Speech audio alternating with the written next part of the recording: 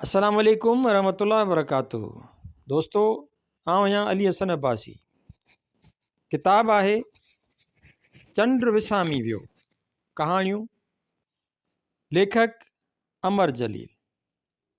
छापो पहिरियों मार्च 2009 ईस्वी, छापो ॿियो जनवरी 2011 ईस्वी, छापो टियों 2014 ईस्वी। छपाईंदड़ काछो पब्लिकेशन, कराची, सिंध। किस्त 17, कहाणी मुर्दे ॻाल्हायो। मुंहिंजे पासे वारी क़बर सालनि खां ख़ाली हुई। मूंखां अॻु शायदि कंहिं लावारस खे दफ़न कयो वियो। ॿियनि मुर्दनि खां मालूम थियो त उन लाश जो कफ़न चोर लाहे विया ऐं पोइ जॾहिं मांस हॾनि खां धार थी वियो त हॾा मेडिकल कॉलेज जा शागिर्द तजुर्बनि ऐं तहक़ीक़ लाइ खणी विया। उन वक़्त खां क़बर ख़ाली हुई। पर काला राति हिकु अजीब वाक़ियो रूनमा थियो। हिकु अधण उमिरि जो शख़्स, जंहिंखे अञा सीने में साह हो, लिकंदो छुपंदो हिकु ॻोरी ॻूण कुल्हे सां लटकाए सहकंदो उन क़बर जे क़रीब फां करे किरी पियो। पेशानीअ तां पघ रुगी हेॾां होॾां निहारियईं। ऊंदहि अंधकार ऐं क़ब्रिस्तान जी मुकमिल ख़ामोशी ऐं संदसि साह जे सहके खां सवाइ हैबतनाक माठ हुई। मूं क़बर जे विथीअ मां ॾांहुंसि निहारियो। बदन में ॾांद जहिड़ो, पर पेट कुझु सरसु निकितल हुयुसि। अखियूं अयार ऐं भिरूं पाण में गुतल हुयसि। ज़रूरु को कातिल हो या डाकू। मुहांडनि मां त ईअं पियो लॻो। मां खेसि क़बर जे विथीअ मां जाचे रहियोसि ऐं हू मुंहिंजे निगाहनि खां बेख़बर रहियो। जॾहिं खेसि पक थी वई त खेसि ॾिसण वारो को बि न हो, तॾहिं निहायत एहतियात सां ॻूण आहिस्ते आहिस्ते क़बर में लाथाईं। ॻूण हिकु झटके सां क़बर जे ख़ाली पेट में सुम्ही पई। छमके जे आवाज़ मां उहो अंदाज़ो लॻाइण मुश्किल न हो त ॻूण में सिका ऐं सोन भरियल हो। मां हैरान रहिजी वियुसि। ॼाणो हुयमि त क़बर उन्हनि लाइ हूंदी आहे जेके हिन समाज जा बेकार फ़र्द हूंदा आहिनि या जन जी हिन सोसाइटी ऐं मुआशिरे खे ज़रूरत न हूंदी आहे। पर दौलत त इंसान ज़ात जे तहरुकनि जो अहम सबबु आहे। मूंखां रहियो न थियो। पुछियोमांसि, केरु आहीं? ॼण त विछूं ॾंगियुसि। न खां चोटीअ ताईं कंबी वियो। ऊंदहि में हेॾां होॾां घुरण लॻो।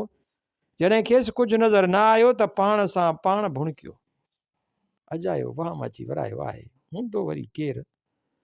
वॾी आवाज़ में चयोमांसि, मां आहियां मां। हिकदमि क़बर खे तकिड़ो तकिड़ो मिटीअ सां पूरींदे चयाईं, जे जिन आहीं त परवाह नाहे, पर जे इंसान आहीं त पिस्तौल जूं 5 गोलियूं मग़ज़ में लॻंदई। मूं वराणियो, मां इंसान आहियां त पोइ ख़बरदार थी। हिन पिस्तौल हथ में कंदे पुछियो, किथे लिकल आहीं? मूं त 50 साल अॻु मरी चुको आहियां। मूं वराणियो। रड़ करे चयईं, मूंखे बेवकूफ़ न बनाए। ॾिसीं थो, हीअ दौलत दुनिया खे बेवकूफ़ बनाए हथु कई अथमि। मां सचपच मुअल आहियां। मूं क़बर जे विथीअ मां हॾाऊं हथु ॿाहिरि कढियो। ऊंदहि में हॾनि जूं आङुरियूं साफ़ ज़ाहिर हुयूं। हिन खां छिरकु निकिरी वियो ऐं कंबदे कंबदे रिवाल्वर हथ मां छॾाइजी वियुसि। रड़ करे पुछियोमांसि, केरु आहीं? मां सोन जो वापारी आहियां। ॾकंदे ॾकंदे वराणी आई। मूं रोबदार आवाज़ में वरी खांसि पुछियो, ऐं हीअ दौलत कीअं हथु कई अथई? मिलावट सां साॻी हालत में जवाबु ॾिनई। लिकाई छो थो? ज़रूरत खां ज़्यादा अथई छा? मूं हथु हवा में लोॾींदे चयो हो। हू मुंझी पियो। वटसि जवाबु न हो। घुरजार हुजई हा त घर में रखी हा। ज़रूरत खां ज़्यादा अथई।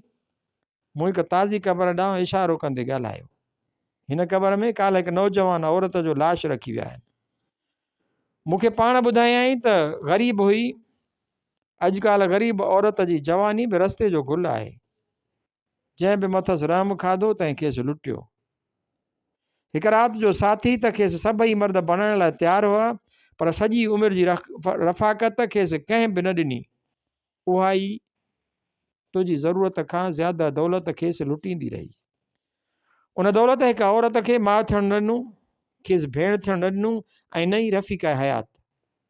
उन दौलत खेसि वैशा बनायो ऐं आख़िर खेसि ख़ुदकुशीअ ते मजबूर कयो। त मां छा कयां? हिन बेज़ारी लिकाईंदे चयो। ही गुण खणी पंहिंजे समाज जे मजबूर इंसाननि वटि वञ, हीअ दौलत मुफ़लिसनि जे बहबूदीअ लाइ ख़र्च कर, हीअ मुंहिंजी दौलत आहे।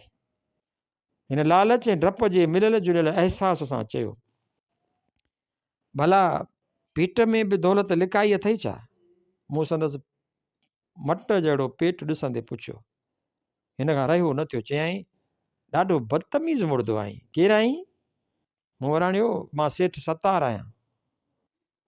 हिन हैरत मां रड़ कई, हीरनि जो वापारी? हा। मूं हिकदमि हथ ॿाहिरि कंदे चयो, ऐं पाण सां कुझु बि न हूंदो अथमि। उन विच में हू क़बर बंदि करे चुको हो। आहिस्ते चयईं, तो बि ॾाढी दौलत गॾु कई हुई। हा, अॼु उन तजुर्बे मां ॻाल्हाए रहियो आहियां, वरना मां त तोखां बि वधीक रज़न हुयुसि। हिकदमि टहक ॾेई वराणियाई, मां बि मरण खां पोइ तो वांगुरु तबलीग कंदुसि। हींअर त ज़िंदगीअ जा ऐश लुटण ॾे। मुंहिंजो वात बंदि थी वियो। वेंदे वेंदे रड़ करे चयईं, दौलत जो ख़्यालु रखजांइ। 1962 ईस्वी।